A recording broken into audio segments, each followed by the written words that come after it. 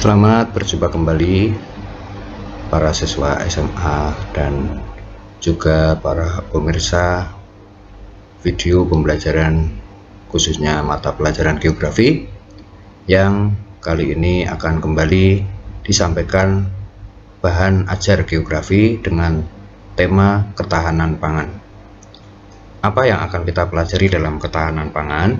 Mari kita lihat indikator kompetensinya dan kompetensi dasarnya. Kompetensi dasar dari topik ketahanan pangan ini adalah menganalisis ketahanan pangan nasional, penyediaan bahan industri, serta potensi energi baru dan terbarukan di Indonesia. Sedangkan indikator pencapaian kompetensi bagi para siswa ada 4 kompetensi yang harus dicapai. Yang pertama adalah para siswa diharapkan mampu menjelaskan pengertian ketahanan pangan. Kemudian yang kedua, siswa mampu menganalisis komponen ketahanan pangan. Yang ketiga, siswa juga mampu menganalisis faktor-faktor yang mempengaruhi ketahanan pangan. Dan yang keempat, siswa juga mampu menjelaskan upaya peningkatan ketahanan pangan. Baiklah, kita akan memulai topik ketahanan pangan ini mulai dari pengertian pangan. Apa sebenarnya yang dimaksud pangan? Pangan adalah segala sesuatu yang berasal dari sumber hayati, baik produk pertanian, perkebunan, kehutanan, perikanan, peternakan, perairan, dan air, baik yang diolah maupun tidak diolah, dan diperuntukkan sebagai makanan atau minuman bagi konsumsi manusia, termasuk bahan tambahan pangan, bahan baku pangan, dan bahan lainnya yang digunakan dalam proses penyiapan, pengolahan, dan atau pembuatan makanan serta minuman. Itu adalah pengertian secara luas dari pangan, dan sebenarnya kenapa kita perlu memahami pangan secara lebih khusus? Perlu kita ketahui bahwa pangan merupakan kebutuhan dasar manusia dan memiliki peran yang penting dalam pembangunan kualitas sumber daya manusia. Karena merupakan kebutuhan dasar, maka pangan harus mau tidak mau itu disediakan cukup baik secara kuantitas maupun kualitasnya, agar kualitas SDM yang diharapkan bisa tercapai atau terwujud. Kemudian apa itu ketahanan pangan?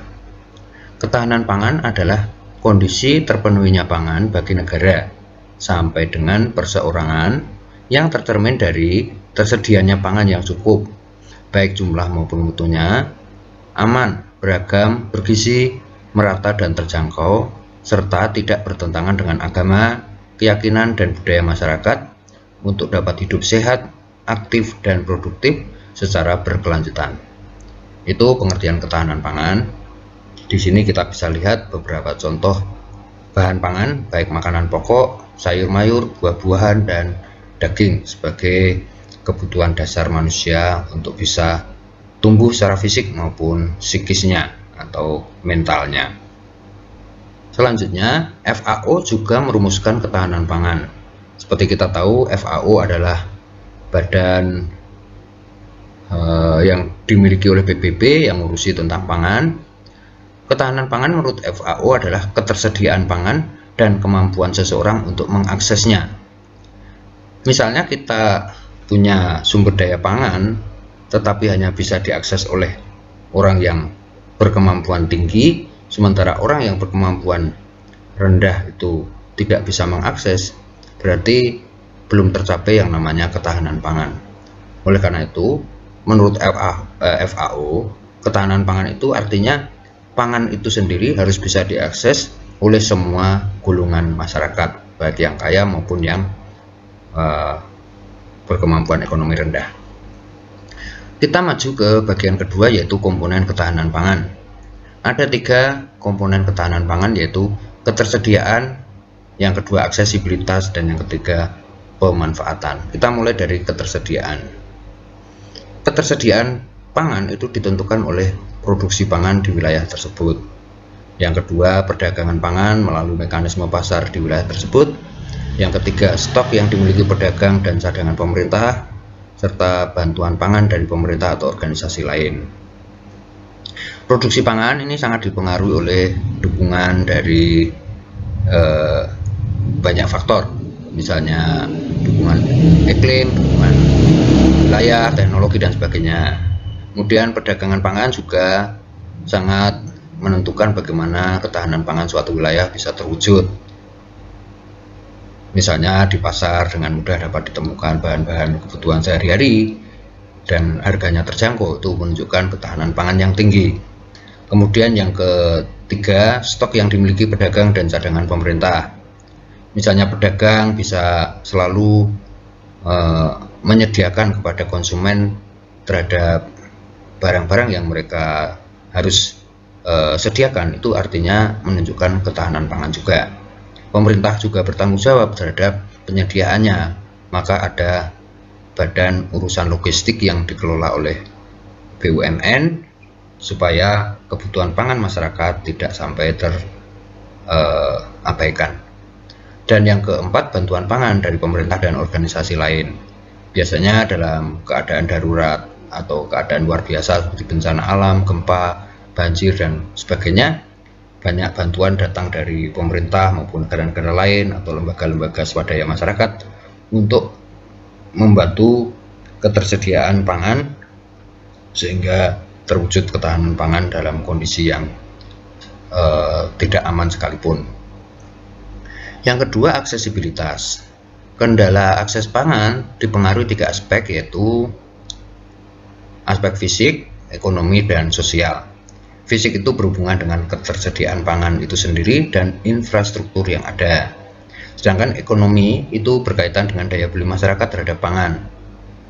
Terus yang ketiga, aspek sosial, itu tingkat pendidikan. Daya beli itu sangat dipengaruhi oleh kondisi yang ada di masyarakat, misalnya seperti kondisi sekarang, sulitnya mendapatkan penghidupan karena pandemi, itu juga menurunkan daya beli masyarakat terhadap pangan. Secara sosial juga tingkat pendidikan seseorang mempengaruhi kemampuan mereka menyediakan akses pangan bagi keluarga khususnya. Kemudian pemanfaatan ini meliputi pemanfaatan pangan yang bisa diakses oleh rumah tangga atau kemampuan individu untuk menyerap zat gizi dan pemanfaatan makanan secara efisien oleh tubuh. Ini lebih dipengaruhi oleh fisiologi seseorang dalam memanfaatkan unsur-unsur makanan yang dikonsumsi. Itu kira-kira penjelasan tentang komponen ketahanan pangan. Semoga semakin membukakan pemahaman kita kenapa kita perlu belajar tentang ketahanan pangan.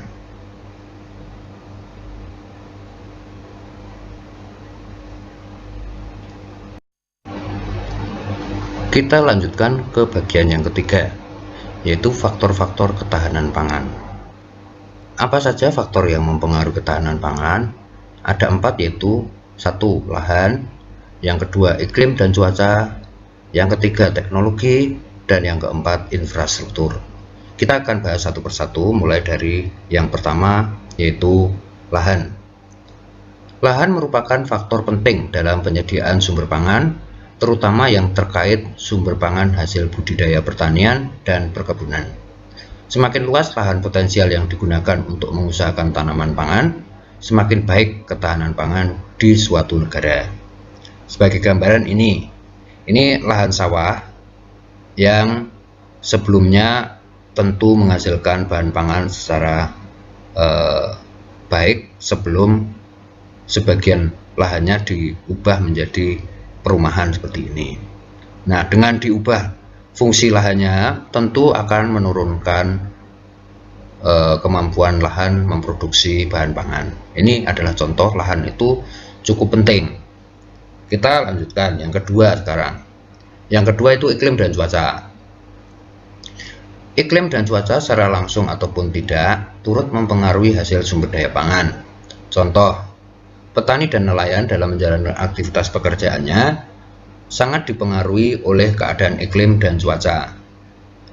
Ya, misalnya di sini petani yang menanam padi itu sangat dipengaruhi oleh keadaan iklim cuaca. Misalnya setelah menanam padi ini tidak ada hujan, otomatis tanaman padi tidak akan bisa tumbuh apalagi menghasilkan padi. Begitu juga para nelayan yang setiap hari harus melaut untuk menangkap ikan. Jika kondisi cuacanya baik, maka mereka bisa menangkap ikan. Tapi sebaliknya, kalau terjadi badai atau kondisi cuaca iklim tidak menentu, pasti akan mengurungkan atau menunda upaya mereka untuk menangkap ikan. Hal lain seperti terjadinya fenomena iklim global, bisa El Nino, La Nina, dan sebagainya, itu adalah bagian juga yang bisa mempengaruhi ketahanan pangan, karena dengan adanya perubahan iklim global sering terjadi angin puting beliung, banjir, atau kemarau panjang. Itu bagian dari fenomena iklim global yang bisa mengganggu penyediaan pangan oleh para petani khususnya. Kemudian yang ketiga yaitu teknologi. Teknologi dapat berperan dalam proses penyediaan serta pendistribusian hasil sumber daya pangan. Contoh, misalnya di sini penggunaan mesin traktor untuk mengolah tanah itu tentu akan sangat membantu supaya proses pengolahan tanah bisa lebih cepat, sehingga hasil yang diharapkan juga bisa lebih cepat terwujud. Kemudian bagi nelayan sebenarnya mereka sangat membutuhkan kapal yang ukurannya relatif besar, kecepatannya lebih tinggi, kemampuan mengarungi lautan juga lebih jauh, dan didukung oleh fasilitas kapal yang canggih. Bahkan kalau mungkin bisa menggunakan GPS untuk mencari dan menentukan lokasi di mana akumulasi ikan itu biasa ada dan mereka dengan mudah dapat menangkap. Itu teknologi. Terus yang keempat itu adalah infrastruktur, yaitu dengan adanya jalan dan infrastruktur perhubungan lain yang baik mendukung, maka sangat membantu proses pendistribusian sumber daya pangan dari wilayah satu ke wilayah lain. Hal ini akan meningkatkan kualitas ketahanan pangan baik secara lokal maupun nasional. Sebagai contoh di sini ada dua gambar. Di sini adalah jembatan Suramadu yang menghubungkan Surabaya dan Madura, dan di sini adalah jalur Trans Kalimantan yang menghubungkan Kalimantan Timur dan Kalimantan Barat. Dalam hal ini adalah Samarinda ke Pontianak. Nah, dengan adanya jembatan serta jalan trans ini tentu akan mempermudah pendistribusian bahan pangan dari satu tempat ke tempat lain. Jadi upaya pemerintah ini cukup bagus untuk bisa mewujudkan ketahanan pangan di seluruh Indonesia. Yang dulunya dari Surabaya ke Madura cukup lama karena hanya menggunakan akses penyeberangan air, sekarang sudah langsung dengan angkutan darat. Begitu juga dari Kalimantan Timur ke Kalimantan Barat yang sebelumnya mungkin melewati jalur sungai yang butuh waktu berminggu-minggu, sekarang cukup dengan waktu hari atau jam sudah bisa terjangkau. Itu akan mendukung pendistribusian sumber pangan juga. Ini faktor ketahanan pangan yang keempat atau yang terakhir. Nah, kemudian komponen ketahanan pangan yang keempat adalah peningkatan ketahanan pangan. Apa yang dikembangkan sebagai strateginya, yaitu yang pertama pengembangan kapasitas produksi pangan nasional. Jadi setiap orang yang punya kemampuan memproduksi pangan itu sebisa mungkin dikembangkan kapasitasnya. Jika yang para petani kekurangan modal, pemerintah membuat kebijakan bantuan modal. Nelayan mungkin dibantu dalam hal penyediaan alat penangkap ikan yang lebih canggih, lebih kuat, dan sebagainya. Itu contoh. Yang kedua, peningkatan pemberdayaan dan partisipasi masyarakat menuju terwujudnya ketahanan pangan rumah tangga serta perilaku sadar gizi. Nah, setiap orang perlu disadarkan bahwa ketahanan pangan itu penting. Maka mereka perlu punya kemandirian untuk bisa menyediakan pangan. Dalam kondisi-kondisi yang cukup genting, mereka tidak tergantung pada penyedia pangan, dalam hal ini mungkin petani atau nelayan. Misalnya rumah mereka cukup luas, mereka bisa menanami dengan singkong, ubi, ataupun tanaman pangan yang lain seperti sayur-sayuran. Itu namanya peningkatan pemberdayaan. Yang ketiga, pengembangan agribisnis pangan dan maksudnya pangan yang berdaya saing, berkerakyatan dan berkelanjutan serta tersentralisasi. Berdaya saing tentunya bersaing dengan siapa, yaitu dengan produk-produk luar, karena dari negara lain mulai masuk bahan-bahan pangan yang hasil pertanian juga, maka di negara kita juga harus punya produk agribisnis yang berdaya saing. Berkerakyatan itu ya jelas berpihak kepada rakyat, berkelanjutan tetap memperhatikan kelestarian lingkungan, dan tersentralisasi, artinya harga ataupun jenis pangan itu harus disepakati antara pemerintah daerah dengan masyarakatnya. Itu adalah